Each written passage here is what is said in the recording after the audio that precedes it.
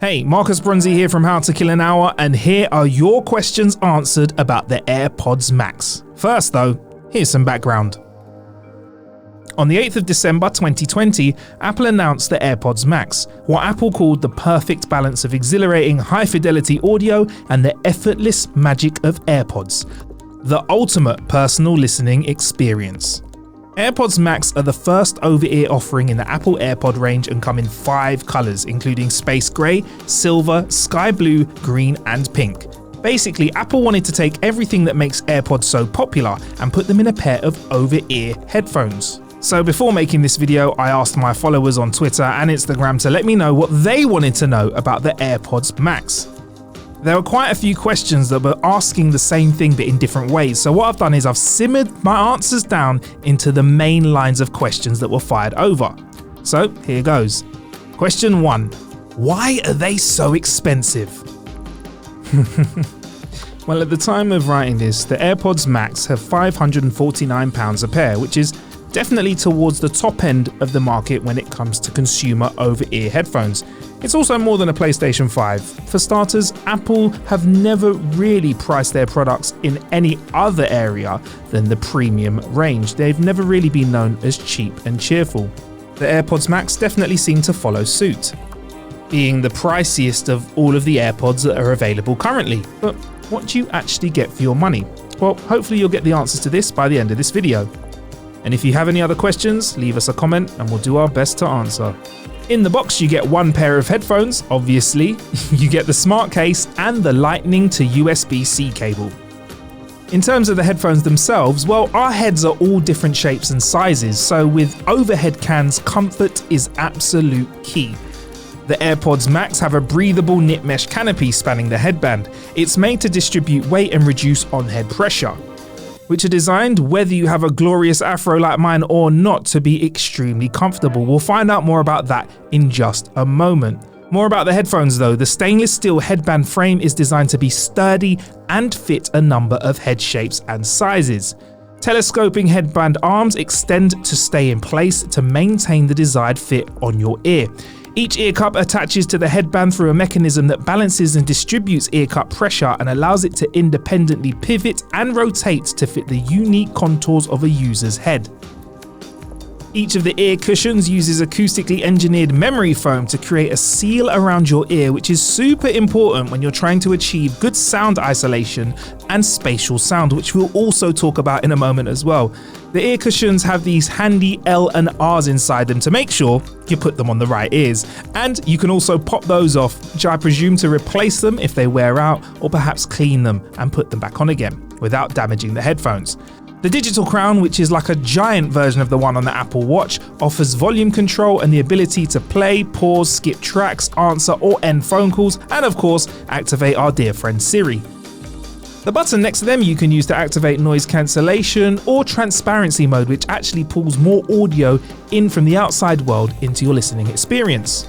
After whipping them out the box, I felt like, yes, these have a great feel in terms of build quality. They're comfortable when I put them on my head and they're snug. And I hadn't even pressed play yet, which leads me on to the next question. Question 2. How do they sound? In short, they sound very, very good. Clear, loud, punchy, and they deliver good bass, middle and treble. Now, we know that Apple owns Beats, but these do not sound like a pair of Beats headphones. Let me explain as best as I can now. Beats revel in the fact that they have a bigger, thumpier, harder bottom end, but these seem to pull it back in to give you a bit more of a refined listening experience. That doesn't mean that they don't deliver on the low end, it just feels like the EQs have been pulled back into a much more neutral position. We love audio here, and we actually have got our hands on quite a few pairs of current headphones. If you'd like a specific comparison, feel free to let us know in the comments below. Anyway, more about the AirPods Max. AirPods Max feature active noise cancellation. To do this, each ear cup features 3 outward-facing microphones to detect environmental noise, whilst one microphone inside the ear cup monitors the sound reaching the listener's ear.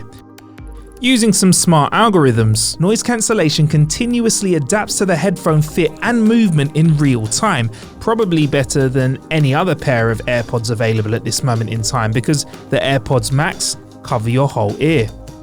By pressing the same button that activates noise cancellation, you can activate transparency mode, which uses the same microphones that noise cancellation, but instead of cancelling out the noise, you can simultaneously listen to music whilst being aware of the environment around you, which I think makes for safer running and awareness when you're out and about. Spatial audio is where things get pretty cool. Using the gyroscope and the accelerometer in the AirPods Max and a compatible iPhone or iPad or Apple device, spatial audio tracks the motion of a user's head as well as the device, compares the motion data, then remaps the sound field so it stays anchored to the device even as your head moves around. So basically, if you turn away from your iPad, the sound will change accordingly. Question 3. How good is the battery? AirPods Max claim up to 20 hours of high-fidelity audio, talk time or movie playback with active noise cancellation and spatial audio enabled. So I gave them a full charge and tried my best to keep track of the hours of talk time and music playback using noise cancellation. And I'll be honest, they pretty much stood up to the test. We got about 19.5 hours out of them. Question: what are your thoughts on the case?